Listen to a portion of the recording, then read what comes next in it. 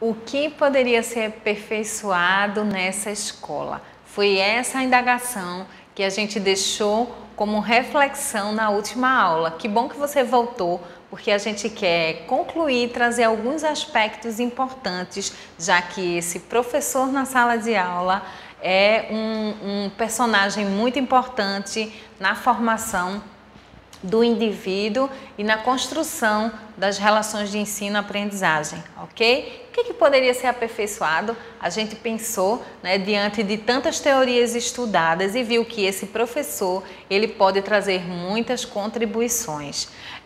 Essa pesquisa, ela foi desenvolvida, e eu vou trazer aqui uma pesquisa, e ela foi desenvolvida com alguns alunos, trazendo a sua análise, né, para algumas questões junto ao professor. Características, ok? Quais são os piores professores, né? Será que essa expressão ela pode ser considerada? Então, são professores maçantes, que dão uma aula monótona. A gente teve aí uma pontuação bem alta para isso, né? O que é que os alunos entendem, né? Que professor é esse? Como que ele busca entender, né, o perfil desses seus alunos, o perfil daquilo que está ao seu redor, desse contexto, né? Por que a sua aula é maçante, é monótona? Então, isso é um item para a gente prestar bastante atenção. Não explica a matéria com clareza, né? Que proposta e que didática é colocada para esses alunos. A gente também vê isso aí com uma pontuação, né, bastante alta, né? Ela é considerável. Demonstram favoritismo com relação aos estudantes. Então, a gente pensar que dentro de uma sala de aula eu vou ter alunos, né, com suas diferentes características, com as suas diferentes inferências culturais, e que a gente precisa estar aberto, né, a possibilidades de atuação com esses alunos. Tem uma atitude fraca, tem altas expectativas em relação aos estudantes, não se relaciona com outros estudantes, né? Então, a gente imagina que um professor, ele é um sujeito de trocas, ele é mediador dessa ação da aprendizagem. Então, quando o aluno avalia isso daí, né, que um professor que não se relaciona muito bem, ele não é avaliado como um bom professor. Então, muita lição de casa, e isso aí, ó, tem estudante aí não também querendo muita atividade pós, mas eu acho que talvez implique em muito mais o formato que essa atividade ela é desenvolvida, pensando justamente no contexto que esse aluno vai estar desenvolvendo atividades em casa, né? Como que eu posso favorecer essa aprendizagem também nesse ambiente? Então, a gente observa em tudo que a gente tem estudado e visto nesses conceitos e nessas teorias que pode nos ajudar na execução e no planejamento, tá bom? Então, que lição, que atividade extra é essa que eu coloco? Será que eu preciso ser mais interativa, né? Como é o ambiente desse aluno? Como é o comportamento dele, né, fora dessa sala de aula convencional, e que eu estou passando atividades complementares? Então, são muito exigentes, não dão ajuda e atenção individual e não tem controle. É claro que aqui tem muitas questões, né, com a visão do estudante, que a gente, claro, considera e dá os devidos descontos a algumas questões. Mas algumas, elas realmente têm bastante valia para a nossa análise. E algumas características de melhores professores, né? Tem um bom senso de humor, né? Tem um senso de humor. É interessante isso, porque enquanto professor geramos essa relação proximal, então esse comportamento também, né, vindo com essa proximidade com o aluno, centro dessa aprendizagem, torna a aula interessante. Então isso é uma expressão extremamente relativa, né, de tornar a aula interessante, né, porque às vezes a gente pensa que o excesso de recursos vai fazer com que isso aconteça, e não necessariamente, né, isso esteja ligado a um excesso de recursos, mas um bom planejamento, conhecimento desse objeto de interação que é o aluno, ele pode tornar sim essa aula interessante. Ter conhecimento, né, do conteúdo da matéria aqui. explicam a matéria com clareza. Então, essa questão da didática, ela volta a ser mencionada como sendo algo importante. Despendem de tempo para ajudar o estudante. Então, volta a essa questão da proximidade, da relação, né, com esse estudante. Ser justo, né, com os estudantes, trata os estudantes como adultos. Olha que coisa interessante e que tem tudo a ver com a teoria que a gente estudou e que fala justamente sobre a questão do desenvolvimento humano. Então, tratam os estudantes como adultos. Então, é a percepção que um aluno tem quando ele se observa como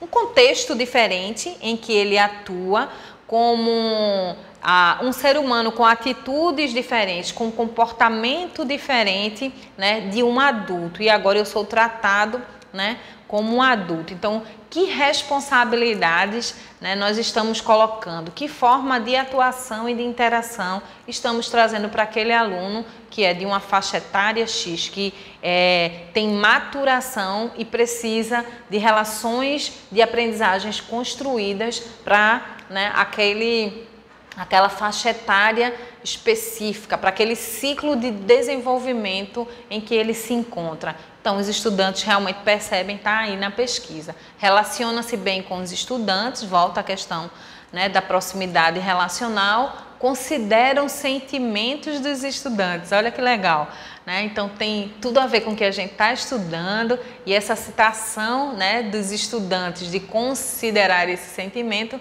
tem a ver com aquilo que a gente estudou do comportamento, né, do ser humano e das suas reações, né, como que ele reage a esse ambiente e como o professor ele também está instrumentalizado para poder intervir com isso. Tá? E demonstra um favoritismo, né, aí nas relações também sendo citado. Então, quando a gente observa isso e a gente observa o quanto é importante o papel não só do professor, que aqui eu trouxe o exemplo dessa pesquisa enquanto professor, mas enquanto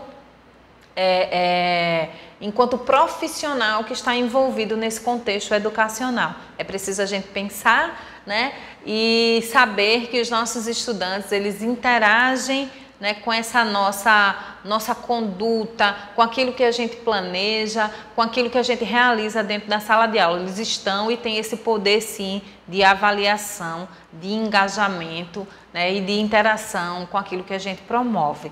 Então, eu volto à pergunta que a gente pode fazer e aperfeiçoar, né, na nossa escola, nos nossos espaços de aprendizagem. Isso é muito importante e a gente precisa pensar que a importância do estudo da psicologia educacional e do desenvolvimento, né, que está proposto aqui no curso, né, ela está diretamente ligada, sim, com o exercício da minha atividade profissional, né? Para que eu estou estudando isso, sobre o comportamento, sobre essas teorias, né, da aprendizagem, porque ela tem totalmente a ver com essas questões em sala de aula e por isso a gente faz a análise dessa pesquisa, né, essa atividade profissional que eu preciso exercer, tá bom? E aí, desse entendimento, ocorre a noção que não é qualquer contexto ou prática educativa que se coloca em funcionamento num processo de ensino-aprendizagem. Então, não é qualquer coisa que eu vou oferecer, né? O professor ele precisa se planejar, né? O orientador precisa, né, ser realmente um mediador dessas ações em sala de aula. Então, ele tem sim a responsabilidade, né, de trazer esse ensino de qualidade, o compromisso, tá certo, da prática educativa, visando esse desenvolvimento humano. As necessidades que o educador avalie também e considere as diferenças individuais de cada um dos educandos, ok? E a possibilidade do educador de reformular sempre a sua prática. Nada está pronto e acabado. E a gente também precisa estar disposto, né, a realizar essa prática, tá bom? De construção contínua. Partindo, né, para várias expressões de violência que também fazem parte desse contexto e que a gente lidar com isso também em sala de aula, né? São imagens que trazem algumas questões de relevância, né? E que a gente precisa pensar. O professor que lidar com isso dentro de uma sala de aula, o educador que lidar com isso, expressões de violência, né? Maus tratos físicos e psicológicos, a força bruta, intencional ou acidental, queimaduras com água, com alimentos quentes, com cigarros, objetos, né?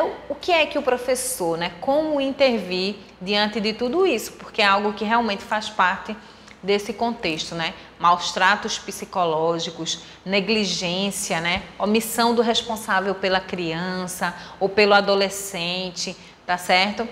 Como que o professor, né, deve pensar, como o educador deve pensar nesse contexto para uma intervenção pedagógica adequada? Quando verificados sinais de maus tratos, estes deverão ser notificados em uma das entidades de proteção da criança e do adolescente. Então, a gente deve pensar, sim, né, em acionar a própria escola, o próprio espaço, né, de aprendizagem desse aluno e também indicar a questão de conselheiros tutelares, de conselhos tutelares, né, o juizado da infância e do adolescente, autoridades policiais, quando for o caso, promotores de justiça, centros de defesa da criança e do adolescente e os programas de assistência social, né, que cada município aí tem a dispor. Realmente são situações voltadas à questão da psicologia educacional, em que muitas vezes o educador ele está imerso também e que precisa ter essa consciência, né, para que as atitudes e as ações e encaminhamentos sejam os melhores possíveis, ok? Eu espero que você tenha gostado da aula, né?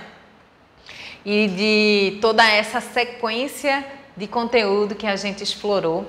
Espero que você tenha aprendido bastante, que você esteja motivado a pesquisar mais e mais e que a gente possa passar também por um processo de revisão desses conteúdos, ok? E que a gente parta para o processo de avaliação bem seguro daquilo que a gente estudou.